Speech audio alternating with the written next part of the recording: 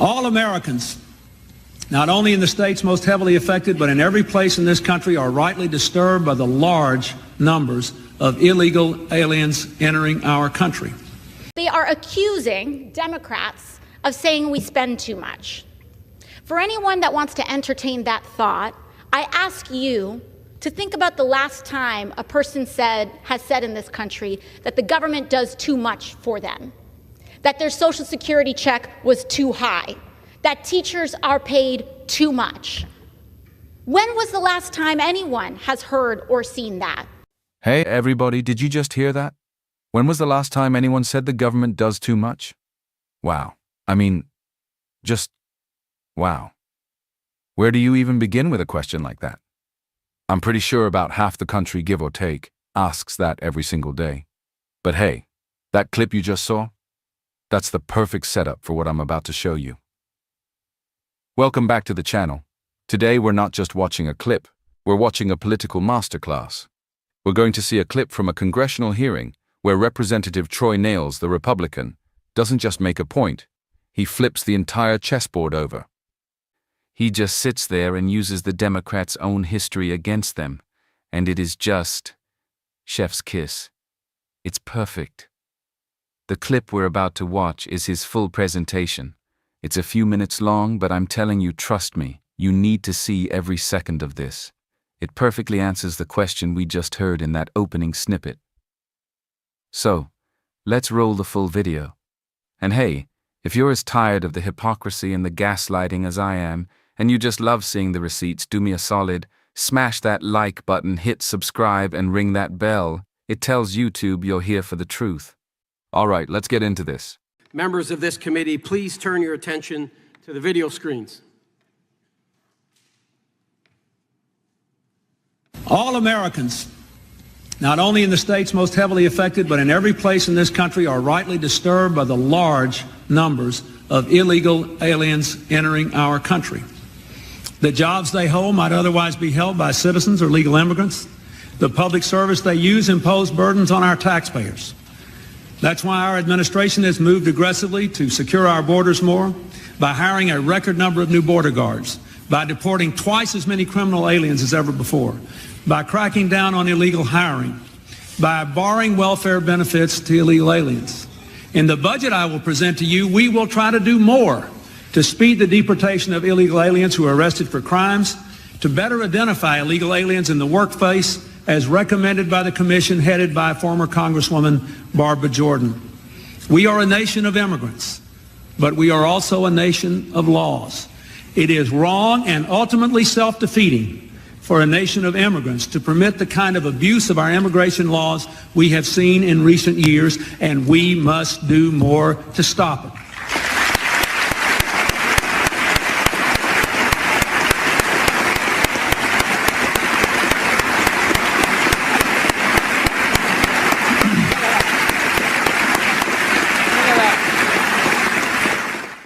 You believe in open borders and complete chaos. Did you notice the bipartisan support in the chamber? As the video was played, everybody was clapping in that chamber. If I were in Congress in 1995, I would have also stood. Because I wasn't, I stand here today. Other than President Donald J. Trump, the greatest president in my lifetime, with the most safest and secure border, I believe President Clinton understood just how important border security is to our nation. But boy, oh boy, have times changed. 28 years later, the left has gone off the rails. They've gone completely nuts. They've done just the opposite of what the leader of the Democrat Party, President Clinton, stood for on border security in 1995. This committee's ranking member, he was in Congress in 1995. I assume he stood. It seemed like the majority, if not all of the entire chamber, they stood. Matter of fact, Mr. Clinton delivered his speech in the third year of his first term. And he was reelected in 1996. He beat Bob Dole, won by over 8 million votes, won the Electoral College 379 to 159. He had the support of the American people, and I'm going to assume the ranking member also voted for Bill Clinton in 1996. We have two other members, Miss Jackson and Miss Lofgren. They were both freshmen at the time. I will assume they stood during that powerful speech as well. And do you know why they supported and voted? They voted for legislation in 1996 strengthening our immigration laws. I applaud them for that.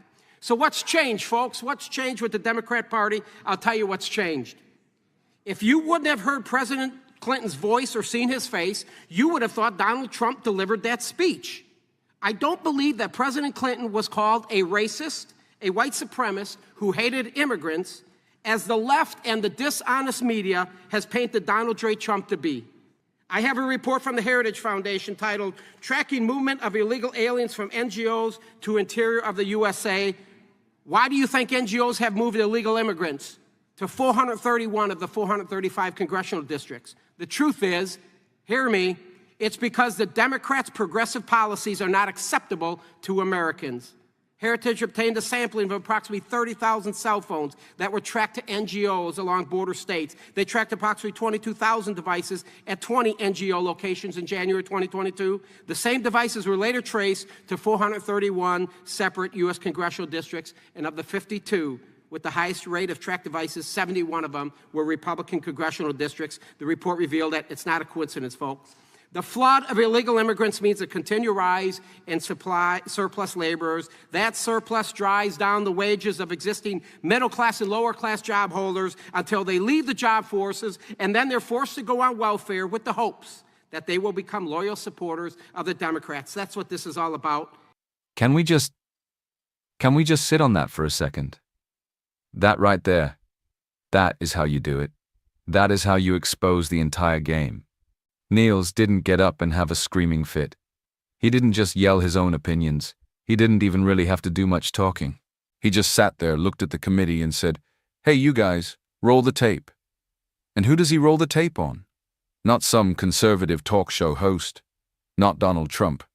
He rolls the tape on the leader, the icon of the Democratic Party from the 90s, President Bill Clinton. And what is Bill Clinton saying in that State of the Union? Let's just listen to those words again. Disturbed by the large numbers of illegal aliens, burdens on our taxpayers, moved aggressively to secure our borders, hiring a record number of new border guards, deporting twice as many criminal aliens, cracking down on illegal hiring, barring welfare benefits to illegal aliens. And the big finale. We are a nation of immigrants, but we are also a nation of laws. It is wrong to permit the kind of abuse of our immigration laws. We must do more to stop it. You lean forward, getting serious. Folks, as Rep. Niels said, if you just closed your eyes and you didn't know who was talking, who would you think that was? That is, word for word, the exact platform that Republicans run on today. The exact same stuff that gets you called a racist, a white supremacist, a xenophobe, and every other name in the book. But the best part, the absolute best part of that whole clip, was that standing ovation. Did you see that? That wasn't a Republican rally in Alabama. That was the United States Congress. That was a bipartisan standing ovation. Democrats and Republicans side by side on their feet, clapping like seals for a message that would get any person canceled in a heartbeat today. And that's why I started this video with that AOC clip. She's on the House floor, in that same building, asking, "Gosh, when has anyone ever said the government does too much? When has anyone ever complained that their taxes are being burdened?" And Niels just pulls out a receipt from her own party's leader that not only says, yes, we have a problem, but says the government isn't doing enough to enforce its laws and stop the burden on our taxpayers. The contrast is just, it's stunning. Rep. Niels's final point is the sharpest one. He asks the simple question, what changed? Did the border change? Did the laws change? No. The politics changed. The party changed. He just sat there and proved with their own words that this isn't about morals and it's not about what's right. It's about a cold, hard political calculation. He's saying, you guys know this is a problem. You used to stand and applaud for fixing it.